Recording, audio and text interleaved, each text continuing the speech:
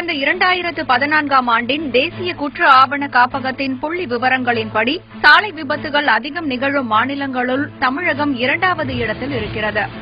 தமிழக சாலைகளில் குறிப்பாக சென்னை சாலைகள் பாதுகாப்பற்றதாக இருப்பதாகவும் குறிப்பிடப்பட்டுள்ளது. விபத்துகளில் சிக்குபவர்களில் 4 ஒருவர் இருசக்கர வாகனங்களில் பயணிப்பவர்கள் என்றும் தெரியவருகிறது. கட்டாய ஹெல்மெட் உத்தரவு வந்த பிறகும் கூட இன்றும் ஹெல்மெட் அணியாமல் வாகனங்களை ஓட்டிச் செல்பவர்களை பல பகுதிகளில் சாதாரணமாக காண முடிகிறது. இந்த நிலையில் இந்த சிக்கலுக்கு தீர்வு காண்பதாக இருக்கிறது திண்டிவனத்தைச் சேர்ந்த கல்லூரி மாணவர்கள் கண்டறிந்திருக்கும் புதிய தொழில்நுட்பம். ஆம், இந்த தொழில்நுட்பத்தில் இயங்கும் சிறு கருவியை வாகனங்களில் பொருத்திவிட்டால் நீங்கள் தலையில் ஹெல்மெட் அணிந்த பிறகுதான் உங்களது இருசக்கர வாகனத்தை இயக்க முடியும். மயிலத்தில் உள்ள பொறியியல் கல்லூரியில் மின்னியல் மற்றும் மின்னணுவியல் படிக்கும் மாணவர்களான சிவா, சசிதரன், உதயபிரகாஷ் ஆகியோர் இணைந்து இந்த கருவியை வடிவமைத்துள்ளனர்.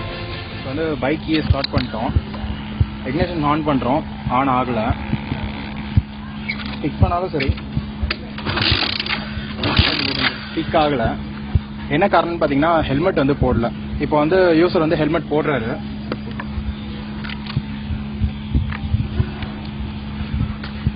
ஹெல்மெட் போட்டோடனே ஸ்டார்ட் பண்றது ஸ்டார்ட் ஆயிடுச்சு. இப்போ யூசர் போயிட்டு இருக்காங்க, டிரைவிங்ல இருக்கலையே ஹெல்மெட்டை ரிமூவ் பண்றாங்க. ரிமூவ் பண்ணாங்கன்னா என்ன ஆகுதுன்னு பாருங்க. இப்போ ரிமூவ் பண்ணிட்டாருன்னா அவருக்கு ஒரு 10 செகண்ட்ஸ் டைம் டிலே வரும். அந்த டைம் பீரியடுக்குள்ள திரும்ப ஹெல்மெட் போட்டுருணும். அப்படி போடலன்னா வண்டி ஆட்டோமேட்டிக்கா ஆஃப் ஆயிடும். இதேபோல வாகன ஓட்டிகள் மது அருந்தி இருந்தாலும் வாகனத்தை இயக்க முடியாத வகையில் இக்கருவியில் சென்சார்கள் பொருத்தப்பட்டிருப்பதாகவும் மாணவர்கள் தெரிவிக்கின்றனர்.